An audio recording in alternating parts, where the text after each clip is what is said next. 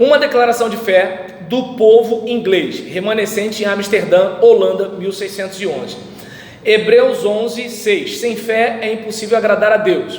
Romanos 14, 23. Tudo que não é de fé é pecado.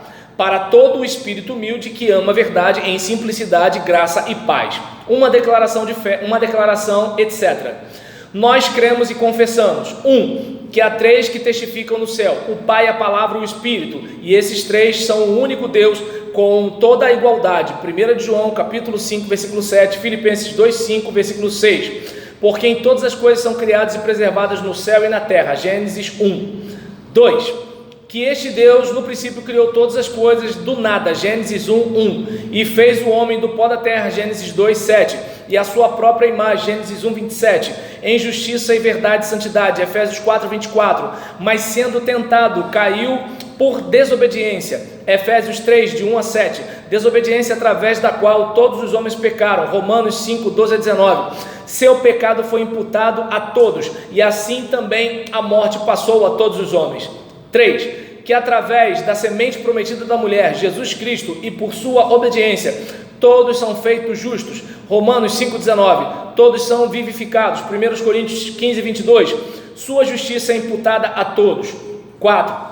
Que, não obstante a isso, os homens são, por natureza, filhos da ira. Efésios 2, 3. Nascidos em iniquidade e concebidos em pecado. Salmo 51, 5. Hábeis para todo o mal, mas ignorantes para o bem. Jeremias 4, 22. O homem natural não entende as coisas do Espírito de Deus. 1 Coríntios capítulo 2, versículo 14. E, portanto, o homem não está restaurado à sua condição original. Mas assim como o homem em seu estado de inocência, tendo em si mesmo toda disposição para o bem e nenhuma disposição para o mal, sendo tentado, pode se render ou resistir. Mesmo agora em seu estado caído e possuindo toda disposição para o mal e nenhuma disposição ou desejo para qualquer bem, ainda que Deus dê graça, o homem pode receber a graça ou pode rejeitar a graça de acordo com essa palavra. Deuteronômio 30, versículo 19. O céu e a terra tomo hoje por testemunhas contra ti, de que te pus diante de ti a vida e a morte, a bênção e a maldição. Escolhe, pois, a vida, para que vivas tu e a tua descendência. 5. Que Deus antes da fundação do mundo predestinou que todo aquele que nele crer será salvo. Efésios 1, 4 e versículo 12. Marcos 16, 16. E todo aquele que não crer será condenado. Marcos 16, 16. Todos os que dantes conheceu. Romanos 8, 29. E esta é a eleição e reprovação falada nas Escrituras com respeito à salvação e condenação. E não que Deus predestinou homens para serem maus e assim condenados, mas que os homens, sendo maus, serão condenados por Deus, pois Deus deseja que todos os homens sejam salvos e cheguem ao pleno conhecimento da verdade. 1 Timóteo 2,4. E não deseja que ninguém pereça, mas que todos os homens cheguem ao arrependimento. 2 de Pedro 3,9. E não deseja a morte daqueles que morrem. Ezequiel 18,32.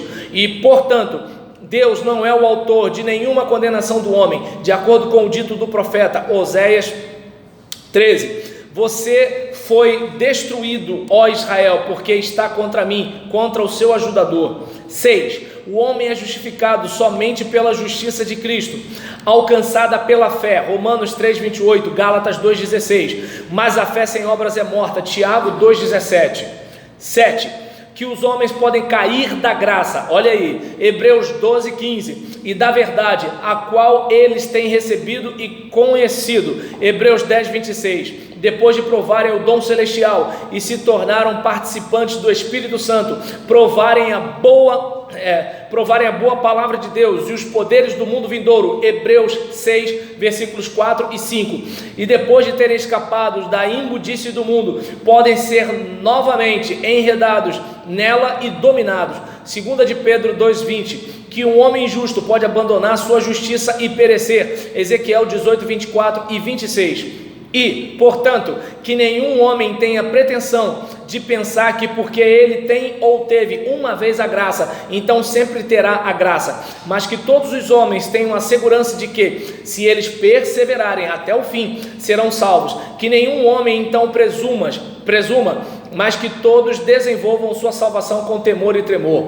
8. Que Jesus Cristo, o Filho de Deus e segunda pessoa ou subsistência na Trindade, na plenitude dos tempos, foi manifestado na carne, sendo a descendência de Davi e dos israelitas, segundo a carne, Romanos 1:3 e Romanos 8:5. O Filho de Maria, a Virgem, feito da substância dela, Gálatas 4:4, pelo poder do Espírito Santo, ofuscando-a, Lucas 1:35, e sendo desta forma verdadeiro homem, era semelhante a nós em todas as coisas, com exceção do pecado, Hebreus 4:15, sendo uma pessoa em duas naturezas distintas, verdadeiro Deus, sou eu, tá? Verdadeiro Deus e verdadeiro homem. 10. Que a igreja de Cristo é uma corporação do povo fiel, 1 Coríntios 1:2, Efésios 1:1, separado do mundo pela palavra e o Espírito de Deus, segundo aos Coríntios 6:17, e unidos ao Senhor e uns aos outros pelo batismo, 1 aos Coríntios 12:13, sob sua própria confissão de fé, Atos 8:37, e pecados, Mateus 3:6. 11. Que embora com respeito a Cristo a igreja seja única, Efésios 4:4, no entanto, consiste de diversas congregações particulares, tantas quantas existirem no mundo, cada uma das quais, apesar de serem mais de 2 ou 3, foi Cristo dado a elas como todos os meios de sua salvação. Mateus 18:20, Romanos 8:32, 1 Coríntios 3:22, são o corpo de Cristo. 1 Coríntios 12:27, e uma igreja saudável. 1 Coríntios 14:23, e portanto podem e devem, quando reunidos, orar, profetizar, partir o pão, administrar todas as ordenanças sagradas, mesmo que ainda não tenham ministros, ou seus ministros estejam na prisão, doentes, ou por qualquer outro motivo separados da igreja. 1 de Pedro 4:10 e 2:5. 12. Que como uma congregação pertence a Cristo, assim pertencem todos. 2 Coríntios, assim pertencem todas. 2 Coríntios capítulo 10, versículo 7.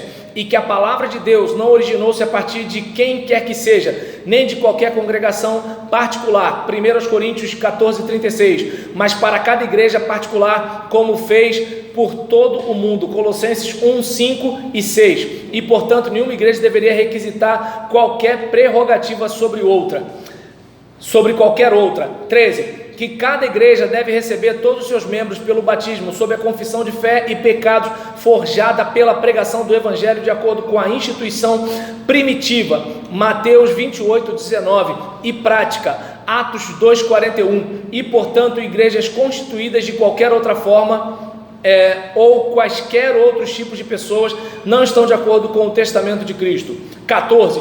Que o batismo ou a lavagem com água é a manifestação exterior da morte para o pecado e do andar em novidade de vida, Romanos 6:2, 3 e 4, e portanto de maneira nenhuma se aplica às crianças. 15. Que a ceia do Senhor é a manifestação exterior da comunhão espiritual mútua entre Cristo e os fiéis, 1 Coríntios 10, 16 e 17, para declarar sua morte até que ele venha, 1 Coríntios 11, 26.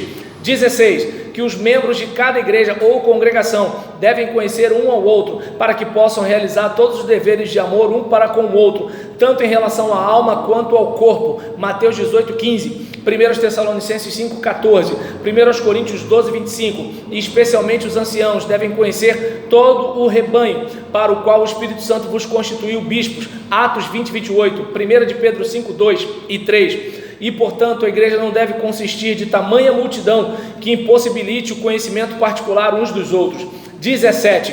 Que irmãos obstinados no pecado depois de admoestação da igreja devem ser excluídos da comunhão dos santos, Mateus 18:17, 1 Coríntios 5:4 e 13, e portanto não é cometimento de pecado que provoca a exclusão de qualquer um da igreja, mas a recusa em ouvir a igreja para a mudança de comportamento. 18. Que os excomungados em matéria de sociedade civil não devem ser evitados, segundo as Tessalonicenses 3:15 e Mateus 18:17. Que cada igreja deve, de acordo com o exemplo dos discípulos de Cristo e das igrejas primitivas, em cada primeiro dia da semana, o dia do Senhor, reunir-se para orar, profetizar, louvar a Deus, partir o pão e realizar todas as outras partes da comunhão espiritual para a adoração de Deus, para a sua própria edificação mútua e para a preservação da verdadeira religião e piedade na igreja. João 20:19, Atos 2:42, Atos 20, versículo 7, 1 Coríntios 16, 2, e que não deve cansar-se em seu chamado de acordo com a equidade da lei moral que Cristo não veio abolir, mas cumprir. Êxodo 20, versículo 8. 20. Que os ministros de cada igreja ou congregação são os presbíteros, cuja função é especialmente alimentar o rebanho, concernente às suas almas, Atos 20, 28, 1 de Pedro 5, 2 e 3, ou diáconos, homens e mulheres, cuja função é socorrer às necessidades dos irmãos pobres e impotentes, concernente aos seus corpos, Atos 6, versículos 1 a 4. 21, que esses ministros devem ser escolhidos quando existirem pessoas qualificadas, de acordo com as regras do testamento de Cristo, 1 Timóteo 3, versículos 2 a 7, título 1, de 6 a 9, Atos 6, versículo 3, por eleição e aprovação da igreja, ou congregação da qual são membros, Atos 6, 3, 4 e 14, versículo 23, com jejum, oração e imposição de mãos, Atos 13, 3 e Atos 14, 23, e como há apenas uma regra para presbíteros, portanto há apenas uma espécie de presbíteros.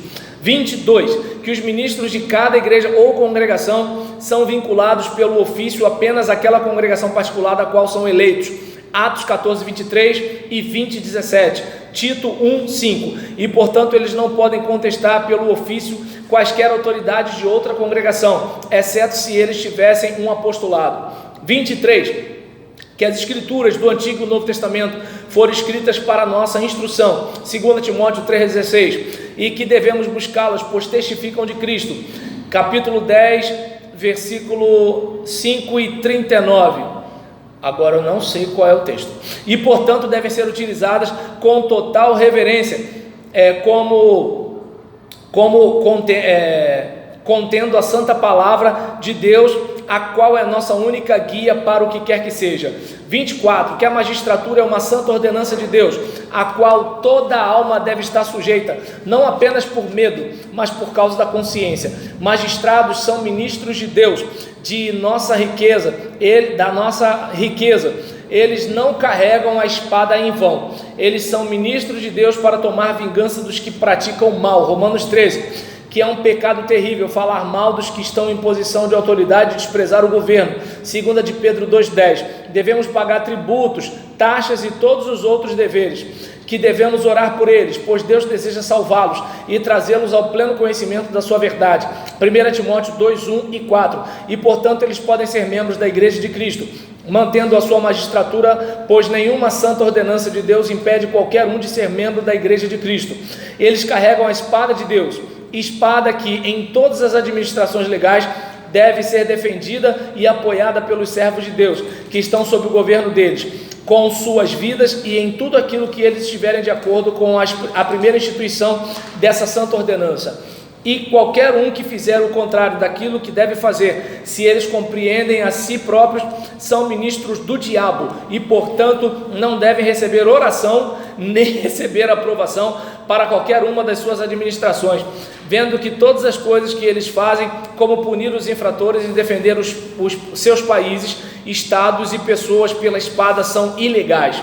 25, que é lícito em uma causa honesta, por ocasião de decisão de uma disputa, realizar um juramento pelo nome do Senhor. Hebreus 6,16, 2 Coríntios 1,23, Filipenses 1,8. 26, que os mortos ressuscitarão e os vivos serão transformados em um momento, tendo os mesmos corpos em substância, embora diferentes em qualidade. 1 Coríntios 15, 52 e 38.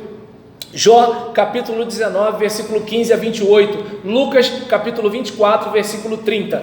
E depois da ressurreição, todos os homens comparecerão diante do trono do julgamento de Cristo, para serem julgados de acordo com suas obras, que o piedoso gozará de vida eterna, e o perverso condenado será, atormentado para todo sempre no inferno. Mateus 25, 46. Fim. Tradução Samuel Coutinho.